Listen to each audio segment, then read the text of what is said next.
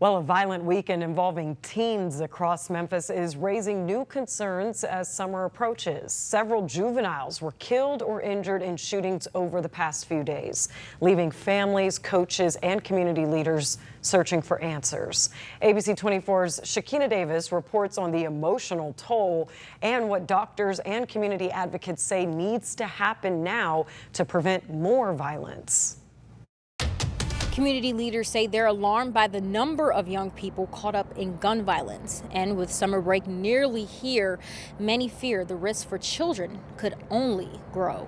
He was the best kid. I mean, on the field, he was really tough, but he always went out there smiling. A Memphis coach remembering a young life lost too soon. His pain comes after another deadly weekend of violence involving teens across the city. One of those shootings happened Sunday evening in the 2700 block of Ketchum Place, where Memphis police say a juvenile was shot and killed. Investigators say a 15-year-old relative has been charged with reckless homicide in the case. The sad part is my son and I, we just was talking about, trying to get in touch with him and pick him up for the weekend and hang out with him the whole weekend, enjoy time with him. And then this happens. Community leaders say stories like this are too common. Heal the Hood founder and CEO Liddell Beeman says many teens are feeling pressure to seek attention and validation online. The kids are very adamant about going viral, and so you see a lot of kids that are filming fights. You see a lot of kids trying to do the next big thing to go viral, and it's at any cost. That's what's happening with these kids. Beeman says parents also need to pay closer attention to warning signs before situations escalate. And we're giving our kids too much freedom. You don't know where your kids are at.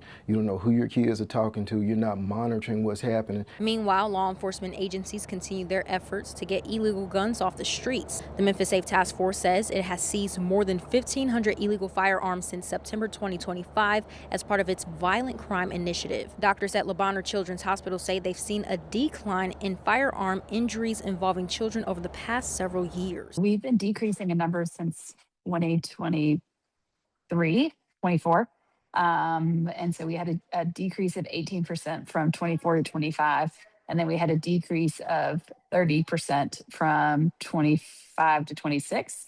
And in the first quarter of 26, we are much lower, probably about 30% down. But doctors say summer months still typically bring an increase in trauma cases involving children. Summer is hard for us when it comes to trauma patients, and that includes bicycle accidents and motor vehicle accidents and gunshot wounds, just because the children are out of school and so they're out playing and they're exposed to more risk. Williams says parents should take extra steps to keep children safe and educate them about the dangers of firearms. Know where they are, keep them safe, and teach them about the negative effect of guns and what can happen if you find one or play with one. ABC 24 reached out to Memphis police to ask how the department plans to address youth gun violence heading into the summer months.